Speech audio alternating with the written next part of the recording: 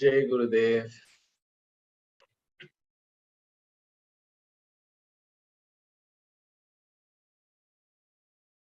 So we have finished 14 chapters until now, and today we'll be doing the 15th, 16th and the 17th. और कल जो है वो उसका पूर्णाहुति है ना, बट वो तो सिलसिला चलता रहेगा, है ना. Like Bhagavad Gita has the depth of an ocean and the limit is like the sky. It's limitless. So much is there in Bhagavad Gita. So while you are feeling encouraged, आप और लोगों को भी encourage करें, है ना, प्रेरित करें ये सुनने के लिए. थोड़ा और गहराई में उतरना है तो हार्ट ऑफ लिविंग का ऐप सब्सक्राइब कर लेते हैं आप. तो गुरुदेव की कमेंट्री जो है विस्तार में गुरुदेव ने बताया है भगवत गीता के बारे में, तो वो जरूर सुने समय निकालकर. So let us start for today. Let us close our eyes. Chant Om 3 times. Breathe in for Om.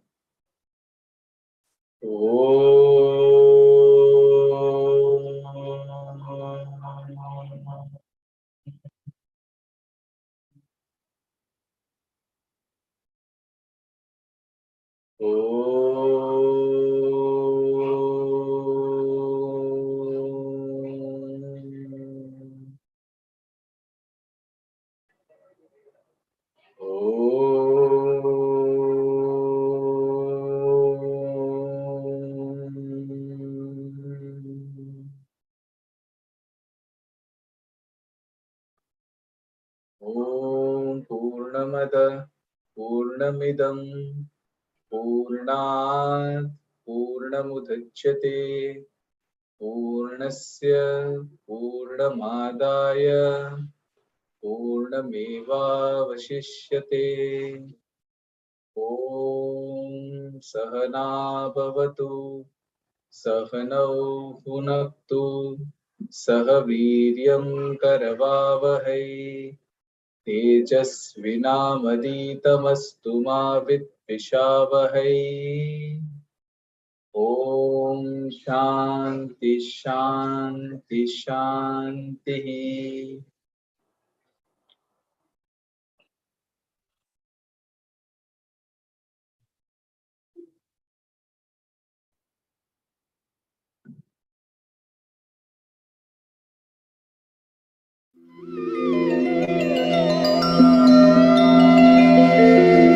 अथ पंचदशोऽध्यायः पुरुषोत्तमप्राप्तियोगः.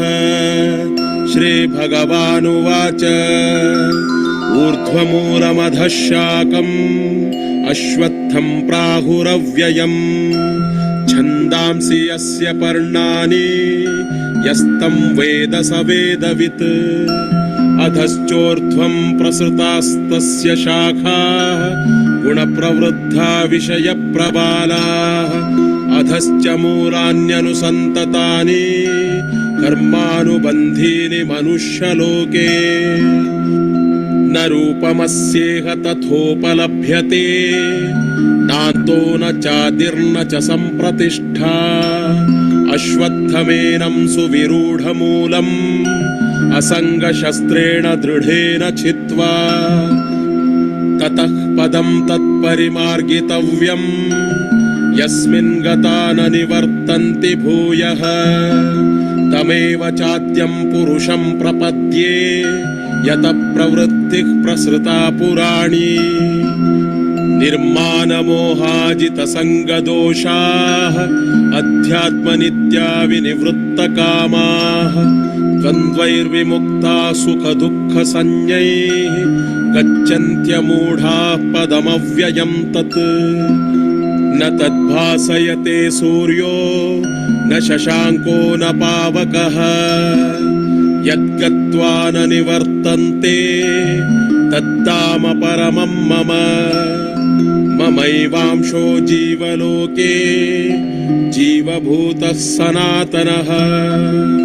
मनःषष्ठ अधिष्ठानीन्द्रियाणि प्रकृतिस्थानि कर्षति शरीरं यदवाप्नोति यच्छापुत्क्रामतीश्वरः गृहीत्वैतानि संयाति वायुर्गन्धानि वाशयात् श्रोत्रं चक्षुस्पर्शनं च रसनं घ्राणमेव च अधिष्ठाय मनश्चायं विषयानुपसेवते उत्क्रामन्तं स्थितं वापि भुञ्जानं वा गुणान्वितं विमूढानानुपश्यन्ते पश्यन्ति ज्ञानचक्षुषः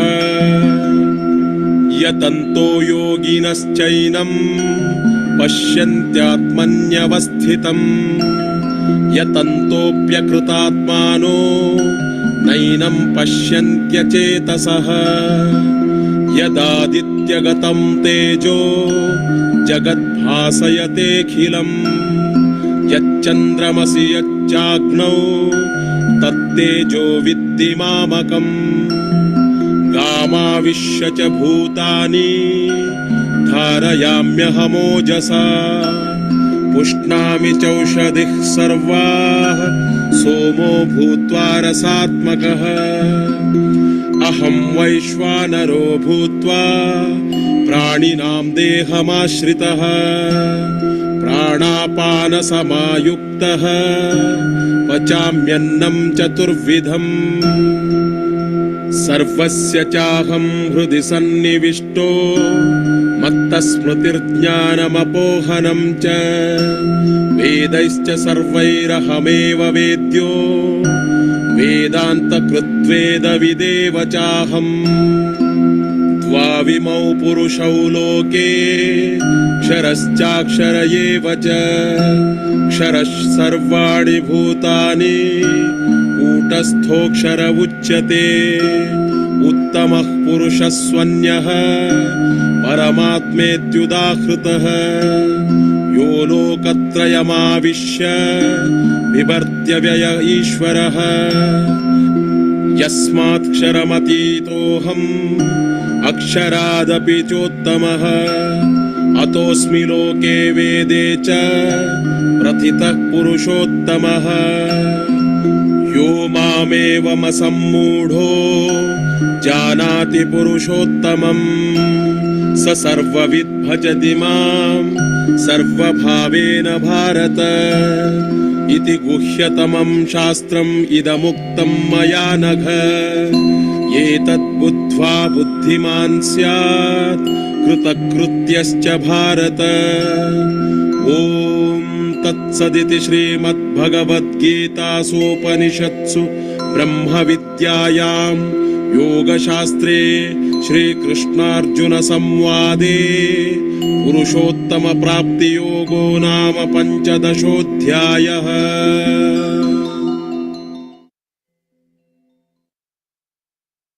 Chapter 15 Translation.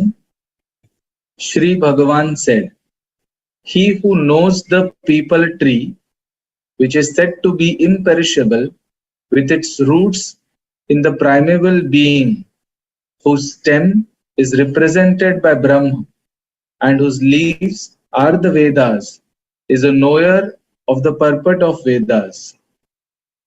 Fed by three gunas, and having sense objects for their tender leaves, the branches of the aforesaid tree extend both downwards and upwards, and its roots, which bind the soul according to its actions in the human body, are spread in all regions, higher as well as lower.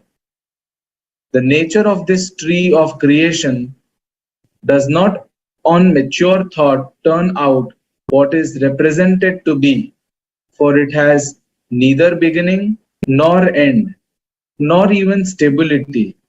Therefore, cutting down this peepal tree, which is most firmly rooted with its formidable acts of dispassion.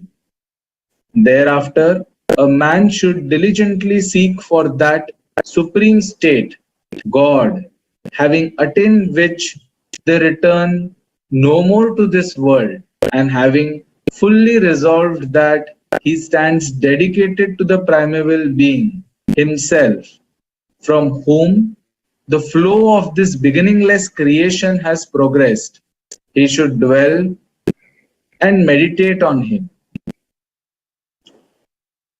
They who are free from pride and delusion, who have conquered the evil of attachment and are constantly abiding in God, whose cravings have altogether ceased, and who are completely immune to all pairs of opposites going by the names of pleasure and pain, and are undeluded, attain that supreme immortal state. Neither the sun nor the moon nor fire can illumine that supreme self effulgent state, attaining which they never return to this world. That is my supreme abode.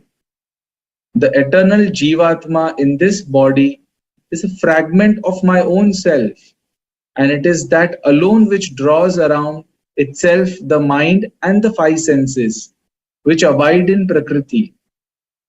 Even as the wind wafts scents from their seat, so too the Jivatma, which is the controller of the body, etc., taking the mind and the senses from the body, which it leaves behind, forthwith migrates to the body which it acquires. It is while dwelling in the senses of hearing, sight, touch, taste, and smell, as well as in the mind, that Jivatma enjoys the object of senses. The ignorant know not the soul departing from or dwelling in the body, or enjoying the objects of senses, that is, even when it is connected with the three gunas. Only those endowed with the eyes of wisdom are able to realize it. Striving yogis too are able to realize this self enshrined in their heart. The ignorant, however, whose heart has not been purified, know not this self in spite of their best endeavors. The radiance in the sun that illumines the entire world, and that which shines in the moon, and that which shines in the fire too, know that radiance to be mine. And permeating the soil, it is I who support all creatures by my vital energy, and becoming the sapful moon, I nourish all plants. Taking the form of fire as Vishwanara, lodged in the body of all creatures and united with the prana and apana breaths, it is I who digest and assimilate the four kinds of food. It is I who remain seated in the heart of all creatures as the inner controller of all, and it is I who am the source of memory, knowledge, and ratiocinative faculty. Again, I am the only object worth knowing through the Vedas. I alone am the origin of Vedanta and the knower of the Vedas too. The perishable and the imperishable too. These are two kinds of purusas in the world. Of these, bodies of all being are spoken of as the perishable, while the Jivatma or the embodied soul is called imperishable. Yet, the Supreme Person is other than these, who, having encompassed all the three worlds, upholds and maintains all, and has been spoken of as the imperishable Lord and the Supreme Spirit. Since I am wholly beyond the perishable world of matter or kshetra, and am superior even to the imperishable soul Jivatma, hence I am known as the Purushottama, the Supreme Self in the world as well as in the Vedas.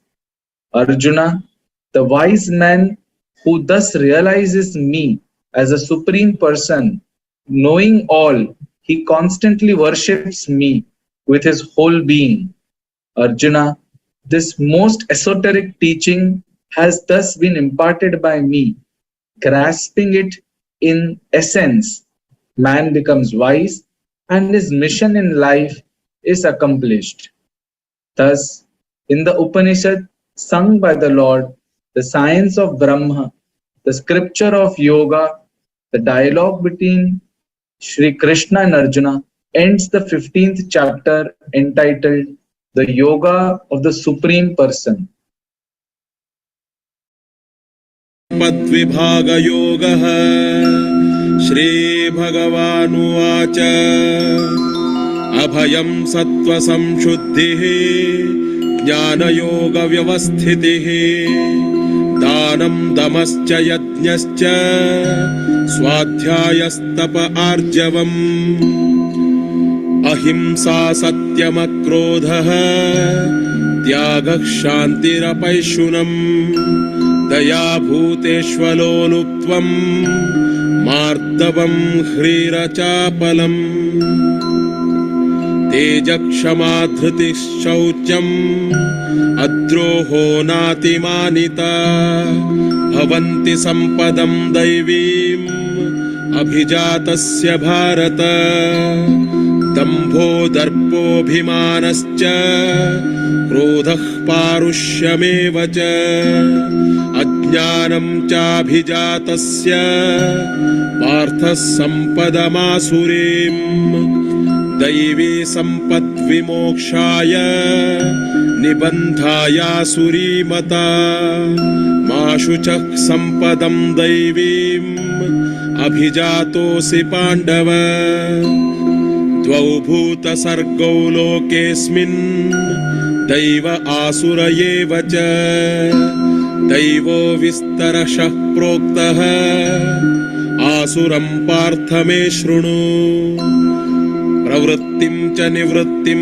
च जनान विदुरासुराः न शौचं नापि चाचारो न सत्यं तेषु विद्यते असत्यमप्रतिष्ठं ते जगदाहुरनीश्वरम् अपरस्परसम्भूतम् किमन्यत्कामहैतुकम्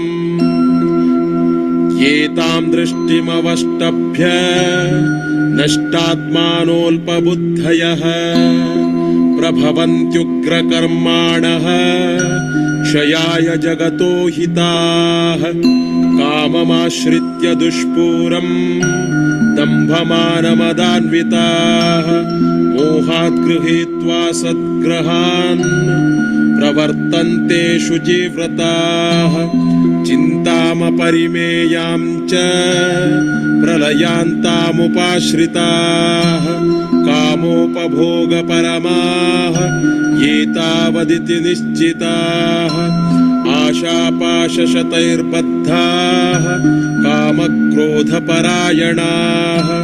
ईहन्ते कामभोगार्थम् अन्यायेनार्थसञ्चयान् इदमद्य मया लब्धम् इमं प्राप्स्ये मनोरथम् इदमस्तीदमपि मे भविष्यति पुनर्धनम् असौ मया हतः शत्रुः हनिष्ये चापरानपि ईश्वरोऽहमहं भोगी सिद्धोऽहं बलवान् सुखी आढ्योऽभिजनवानस्मि कोऽन्योऽस्ति सदृशो मया यक्ष्ये दास्यामि मोदिष्य इत्यज्ञानविमोहिताः अनेकचित्तविभ्रान्ताः मोहजालसमावृताः प्रसक्ताः कामभोगेषु पतन्ति नरकेषु च आत्मसम्भाविताः स्तब्धाः धनमानमदान्विताः यजन्ते नाम यज्ञैस्ते दम्भेनाविधिपूर्वकम् अहङ्कारं बलं दर्पं कामं क्रोधं च संश्रिताः मामात्मपरदेहेषु प्रद्विषन्तोऽभ्यसूयकाः तानहं द्विषतः क्रूरान् संसारेषु नराधमान् क्षिपाम्यजस्रमशुभान् आसुरीष्वेव योनिषु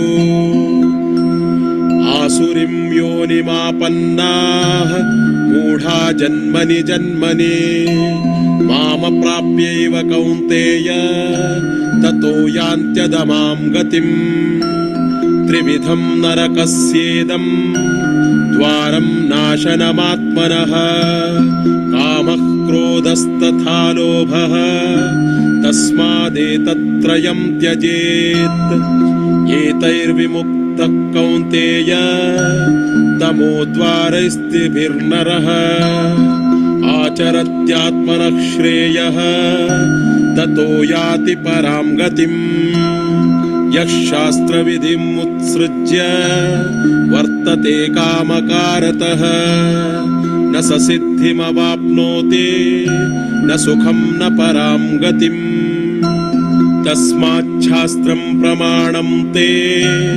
कार्याकार्यव्यवस्थितौ ज्ञात्वा शास्त्रविधानोक्तं कर्म कर्तुमिहार्हसि ॐ तत्सदिति श्रीमद्भगवद्गीतासूपनिषत्सु ब्रह्मविद्यायां योगशास्त्रे श्रीकृष्णार्जुनसंवादे दैवासुरसम्पद्विभागयोगो नाम षोडशोऽध्यायः। Chapter 16, Translation.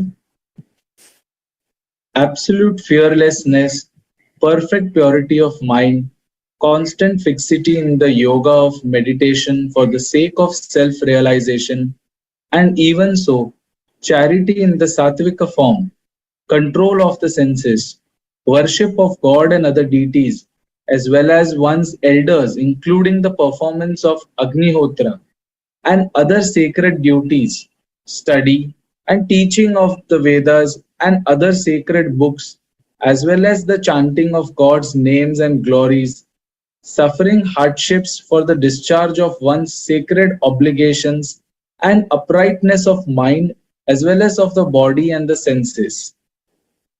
Non-violence in thought, word, and deed, truthfulness and geniality of speech, absence of anger even on provocation, disclaiming doership in respect of actions, quietude or composure of mind, abstaining from slander, compassion towards all creatures, absence of attachment to the objects of senses, even during their contact with the senses, mildness, a sense of shame in transgressing the scriptures or social convictions, and abstaining from the frivolous pursuits, sublimity, forbearance, fortitude, external purity, bearing enmity to none, and absence of self-esteem. These are the marks of him who is born with divine endowments, Arjuna. Hypocrisy, arrogance, pride and anger, sternness and ignorance too. These are the marks of him who is born with demoniac properties. The divine endowment has been recognized as conducive to liberation, and the demoniac one as leading to bondage. Grieve not, Arjuna, for you are born with the divine propensities. There are only two types of men in this world, Arjuna, the one possessing a divine nature and the other possessing a demoniac disposition. Of these, the type possessing divine nature has been dealt with at length, and now hear in detail from me about the type possessing demoniac disposition. Men possessing a demoniac disposition know not what is right activity and what is right abstinence from activity. Hence, they possess neither purity nor good conduct nor even truthfulness. Men of demoniac disposition say this world is without any foundation, absolutely unreal and godless, brought forth by mutual union of male and female, and hence conceived in lust. What else than this? Clinging to this false view, These low-witted men of wild disposition and terrible deeds are wrongdoers to mankind for the destruction of the world, cherishing insatiable desires and embracing false doctrines through ignorance. These men of impure conduct move in this world full of hypocrisy, pride, and arrogance, giving themselves up to innumerable cares ending only with death. They remain devoted to the enjoyment of sensuous pleasures and are firm in their belief that this is the highest limit of joy, held in bondage by hundreds of ties of expectation and wholly giving themselves up to lust and anger. They strive to amass by unfair means hoards of money and other objects for the enjoyment of sensuous pleasures. They say to themselves, "This much has been secured by me today, and now I shall realize this ambition. So much wealth is already with me, and yet again this shall be mine. That enemy has been slain by me, and I shall kill those others too. I am the Lord of all, the enjoyer of all power. I am endowed with all occult powers and am mighty and happy. I am wealthy and own a large family. Who else is equal to me? I will sacrifice to gods, will give alms, I will make merry." Thus, deluded by ignorance, enveloped in the mesh of delusion, and addicted to the enjoyment of sensuous pleasures, their minds bewildered by numerous thoughts, these men of devilish disposition fall into the foulest hell. Intoxicated by wealth and honor, those self conceited and haughty men perform sacrifices only in the name of ostentation without following the sacred rituals. Given over to egotism, brute force, arrogance, lust and anger, etc., and calumniating others, they despise me, dwelling in their own bodies as well as in those of others. Those haters, sinful, cruel, and vilest among men, I cast again and again into demonical wombs in this world. Failing to reach me, Arjuna, those stupid souls are born life after life in demoniac wombs and are then verily sink down to a still lower plane. Desire, anger, and greed, these triple gates of hell, bring about the downfall of the soul. Therefore, one should shun all these three. Freed from these three gates of hell, man works for his salvation and thereby attains the supreme goal, that is God. Discarding the injunctions of the scriptures, he who acts in an arbitrary way according to his own sweet will, such a person neither attains perfection nor the supreme goal, nor even happiness. Therefore, the scripture alone is your guide in determining what should be done and what should not be done. Knowing this, you ought to perform only such actions as is ordained by the scriptures. Thus, in the Upanishad, sung by the Lord, the science of Brahma, the scripture of yoga, the dialogue between Sri Krishna and Arjuna, ends the 16th chapter entitled The Yoga of Division Between the Divine and the Demonical Properties.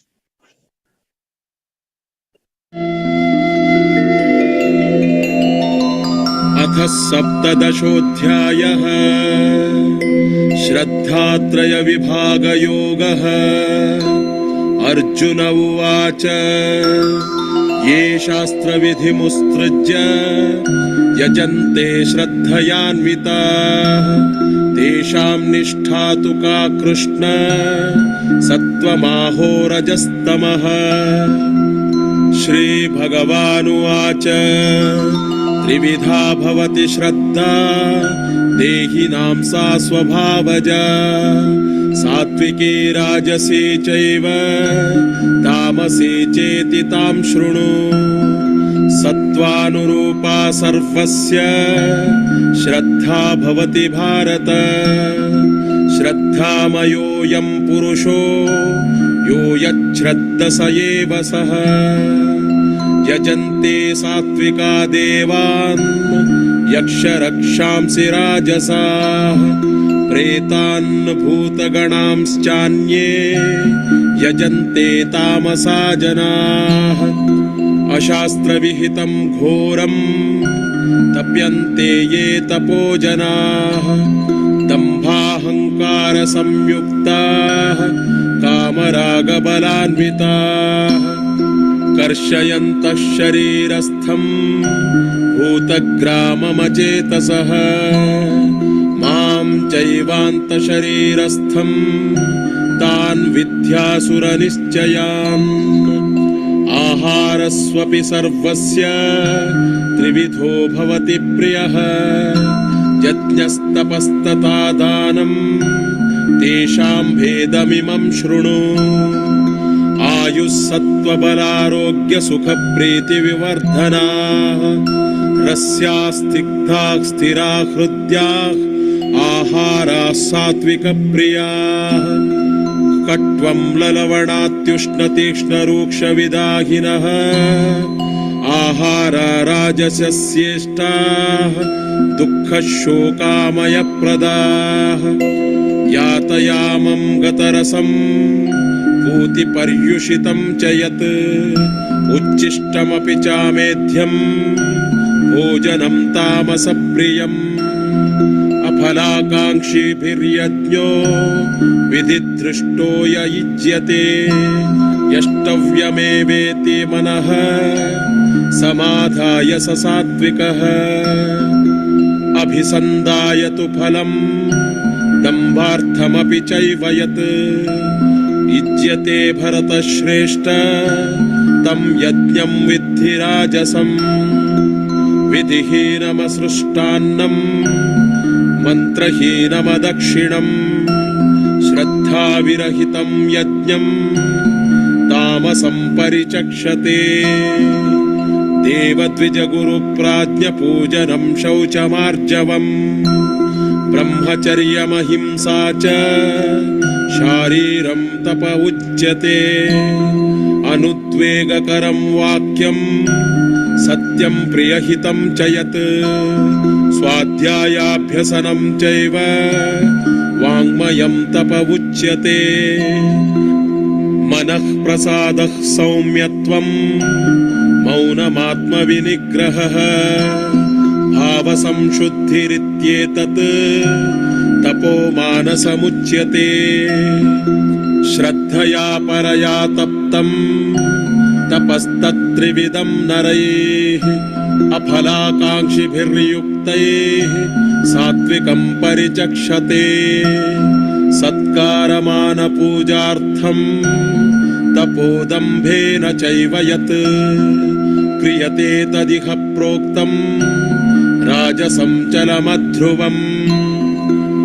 मूढग्राहेणात्मनो यत् पीडया क्रियते तपः परस्योत्सादनार्थं वा तत्तामसमुदाहृतम्। दातव्यमिति यद्दानं दीयतेनुपकारिणे देशे काले च पात्रे च तद्दानं सात्विकं स्मृतम्। यत्तु प्रत्युपकारार्थं फलमुद्दिश्य वा पुनः दीयते च परिक्लिष्टं तद्दानं राजसं स्मृतम्। अदेशकाले यद्दानम् अपात्रेभ्यश्च दीयते असत्कृतमवज्ञातं तत्तामसमुदाहृतम्। ॐ तत्सदिति निर्देशो ब्रह्मणस्त्रिविधः स्मृतः। ब्राह्मणास्तेरवेदाश्च यज्ञाश्च विहिताः पुरा तस्मादोमित्युदाहृत्य यज्ञदानतपक्रियाः प्रवर्तन्ते विधानोक्ताः सततं ब्रह्मवादिनाम्। तदित्यनभिसन्धाय फलं यज्ञतपः क्रियाः दानक्रियाश्च विविधाः क्रियन्ते मोक्षकाङ्क्षिभिः सद्भावे साधुभावे च सदित्येतत् प्रयुज्यते प्रशस्ते कर्मणि तथा सच्चब्दः पार्थयुज्यते यज्ञे तपसि दाने च स्थितिः सदिति चोच्यते कर्म चैव तदर्थीयम् सदित्येवाभिधीयते अश्रद्धया हुतं दत्तं तपस्तप्तं कृतं च यत् असदित्युच्यते पार्थ न च तत्प्रेत्यनो इह ॐ तत्सदिति श्रीमद्भगवद्गीतासूपनिषत्सु ब्रह्मविद्यायां योगशास्त्रे श्रीकृष्णार्जुनसंवादे श्रद्धात्रयविभागयोगो नाम सप्तदशोऽध्यायः। Chapter 17, Translation. Arjuna said, those endowed with faith who worship gods and others disregarding the injunctions of the scriptures, where do they stand, Krishna, in Sattva, Rajas or Tamas? Sri Bhagavan said that untutored innate faith of men is of three kinds, Sattvic, Rajasic and Tamasic. Hear of it from me. The faith of all men conforms to their mental disposition, Arjuna. Faith constitutes a man. Whatever the nature of his faith, verily he is that. Men of sattvic disposition worship gods. Those of rajasic temperament worship demigods, the demons, while others who are of tamasic disposition worship the spirits of the dead and ghosts. Men who practice severe penance of an arbitrary type, not sanctioned by the scriptures, and who are full of hypocrisy and egotism, and are obsessed with desire, attachment, and the pride of power, and who emaciate the elements constituting their body, as well as me, the Supreme Spirit dwelling in their heart, know those senseless people to have a demoniac disposition. Food also, which is agreeable to different men according to their innate disposition, is of three kinds, and likewise sacrifice, penance, and charity too are of three kinds each. Here the distinction as follows. Foods which promote longevity, intelligence, vigor, health, happiness, and cheerfulness, and which are juicy, succulent, substantial, and naturally agreeable, are liked by men of sattvic nature. Food which are bitter, sour, salty, overhot, pungent, dry and burning, and which cause suffering, grief, and sickness are dear to Rajasic. Food which is ill cooked and not fully ripe, insipid, putrid, stale, and polluted, and which is impure too, is dear to men of tamasic disposition. The sacrifice which is offered as ordained by scriptural injunctions by men who expect no return and who believe that such sacrifices must be performed is sattvic in character. That sacrifice, however, which is offered for the sake of mere show or even with an eye to its fruit, know it to be Rajasic, Arjuna. A sacrifice which is not in conformity with the scriptural injunctions, in which no food is offered and no sacrificial fees are paid, which is without sacred chant of hymns and devoid of faith, is said to be tamasic. Worship of gods, the Brahmanas, one's guru, elders, and wise men, purity, straightforwardness, continence, and non-violence. These are called penance of the body. Words which cause no annoyance to others and are truthful, agreeable, and beneficial, as well as the study of the Vedas and other Shastras, and the practice of the chanting of the divine name. This is known as penance of speech. Cheerfulness of mind, placidity, habit of contemplation on God, control of the mind, and perfect purity of inner feelings, all this is called austerity of mind. This threefold penance performed with supreme faith by yogis expecting no return is called sattvic. The austerity which is performed for the sake of renown, honor, or adoration, as well as for any other selfish gain, either in all sincerity or by way of ostentation, and yields an uncertain and momentary fruit, has been spoken of here as Rajasic. Penance which is resorted to out of foolish notion and is accompanied by self mortification and is intended to harm others, such penance has been declared as tamasic. A gift which is bestowed with a sense of duty on one from whom no return is expected at appropriate time and place and to a deserving person, that gift has been declared as sattvic.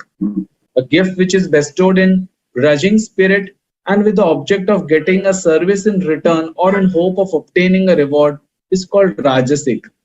A gift which is made without good grace and in disdainful spirit, out of time and place, and to undeserving persons is said to be tamasic. Om, Tat, and Sat. This has been declared as triple appellation of Brahma, who is truth, consciousness, and bliss.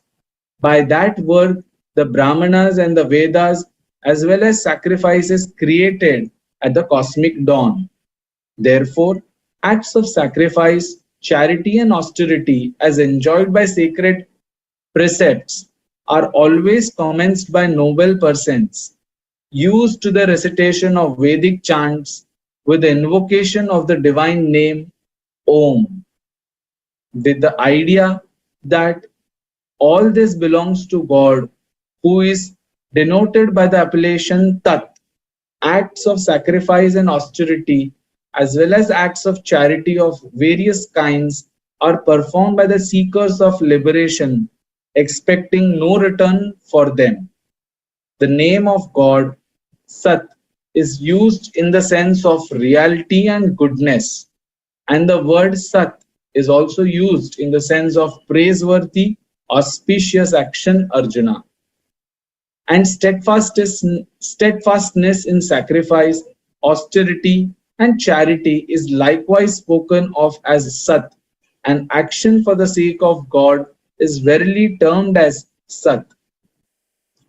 An oblation which is offered, a gift given, an austerity practiced, and whatever good deed is performed.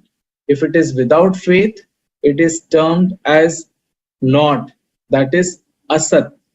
Therefore, it is of no avail here or hereafter.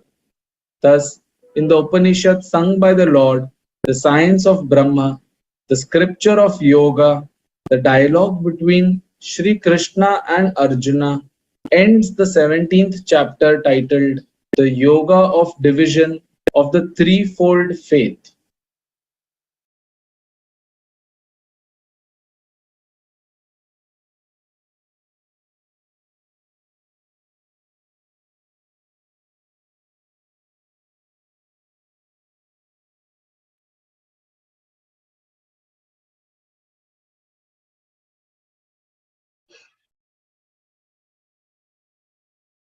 Om